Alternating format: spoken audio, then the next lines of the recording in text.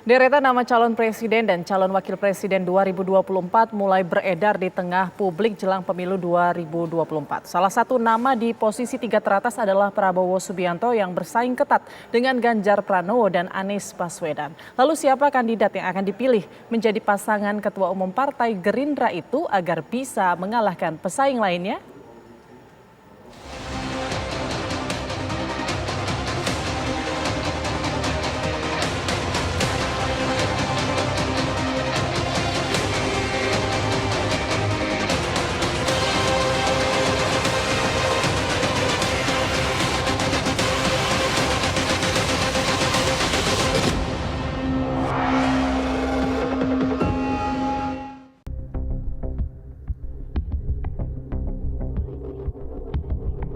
Beberapa lembaga survei merilis simulasi pasangan calon presiden dan calon wakil presiden 2024. Deretan nama digadang-gadang akan bersaing ketat pada pemilu mendatang.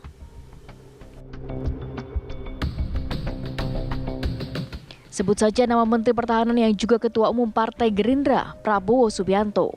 Prabowo berhadapan dengan Ganjar Pranowo, Anies Baswedan, dan nama-nama tenar lainnya.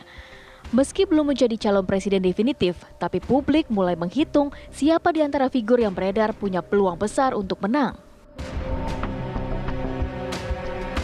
Mendapat informasi ada beberapa nama, Mas Ferry, yang menjadi pertimbangan yang masuk radar Partai Gerindra yang akan ditimbang-timbang untuk menjadi cawapres. Seperti misalnya sebutlah namanya Caimin, kemudian Erick Thohir, tadi Mas Alphard sudah menyinggung, Kofifa dan Pak Trenggono. Dan saya lebih fokus pada 3 nama awal ya, Caimin, Erick Thohir, dan Kofifa. Nah, dari kebutuhan Pak Prabowo sesuai tema kita hari ini, menurut saya dilihat dari keperluan dari 3 fase dalam seseorang ingin menuju menjadi seorang presiden. Satu adalah fase kandidasi, pencalonan.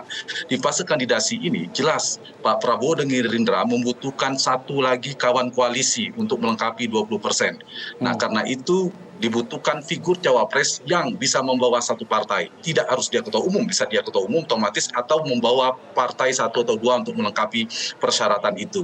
Dan nama-nama itu saya kira ada beberapa nama. Tapi tantangan bagi Gerindra adalah bagaimana mendapatkan cawapres untuk melengkapi tiketnya, tapi tidak terjebak terpaksa akan maju. Jadi tetap mendapatkan cawapres potensial.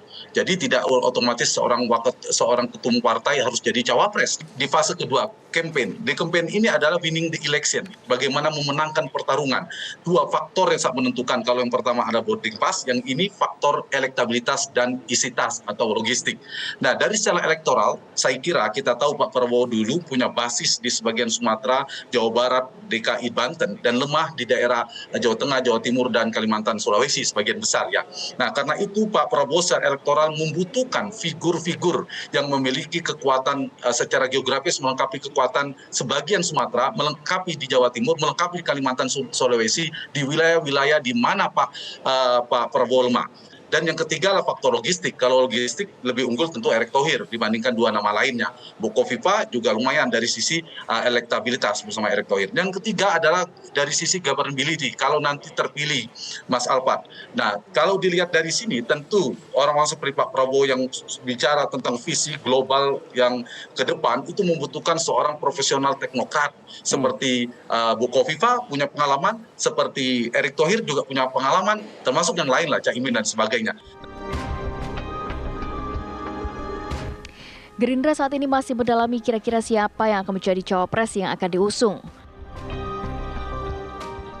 Disampaikan oleh Mas Hanta Yuda tadi adalah nama-nama yang memang orang-orang besar dan memang sangat kami pertimbangkan tentu, tetapi yang tidak boleh dilupakan juga adalah bahwa Partai Gerindra dengan Partai Kebangkitan Bangsa sudah melakukan kerjasama politik, dan kerjasama politik ini sedang dan sudah dilakukan, dan alhamdulillahnya kebetulan Partai Gerindra tanpa melupakan pentingnya suara dari luar Jawa, tetapi kalau Gerindra itu tadi disampaikan oleh Mas Hanta Yuda kuat di Jawa Barat, diharapkan nanti Partai Kebangkitan Bangsa itu bisa kuat di Jawa Timur, sehingga modalitas itu bisa melengkapi beberapa keunggulan komparatif dari sosok Pak Prabowo Subianto yang sudah disampaikan oleh Pak Mas Hanta Yuda tadi, bahwa Pak Prabowo Subianto sekarang sudah bisa dianggap menjadi kekuatan atau faktor yang bisa mengimbangi suara ketika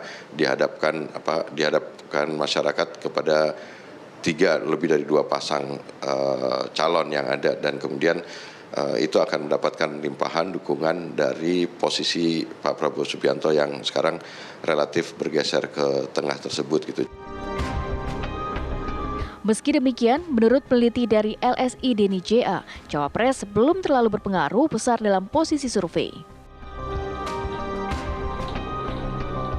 Prabowo menang di Jawa Barat, tapi Jawa Tengah dan Jawa Timur telak kalah dari Pak Jokowi. Ya. Jadi yang pertama adalah faktor wilayah. Yang kedua tentunya faktor partai politik, ya, koalisi yang kemudian nanti terbangun, terjalin komunikasi dengan siapa cawapres yang dijajaki, ya. Dan kalau kita lihat dinamika yang berkembang saat ini adalah ada intensitas komunikasi antara Gerindra dan PKB, ya, dan informasi yang beredar di media bahwa mungkin dalam waktu dekat juga ada deklarasi antara Pak Prabowo dan Caimin, ya. Jadi kalau kita lihat dari sisi kombinasi pasangan, memang ini masih akan terus terjadi dinamika, tapi kita lihat bahwa pilihan terhadap cawapres itu faktornya sangat banyak, ya, sangat beragam, ya. Dan faktor misalnya cawapres yang saat ini elektabilitas ketika Pak Prabowo dipasangkan dengan Caimin hasilnya lebih tinggi dibanding Prabowo dipasangkan dengan Mbak Puan. Saya pikir ini karena faktor pasangan yang lain, ya. Ada paket pasangan yang lain yang kemudian membuat dinamika suara antar pasangan itu kemudian naik turun. Jadi faktor cawapres belum terlalu berpengaruh besar, ya, dalam posisi survei yang kita lakukan kemarin, ya.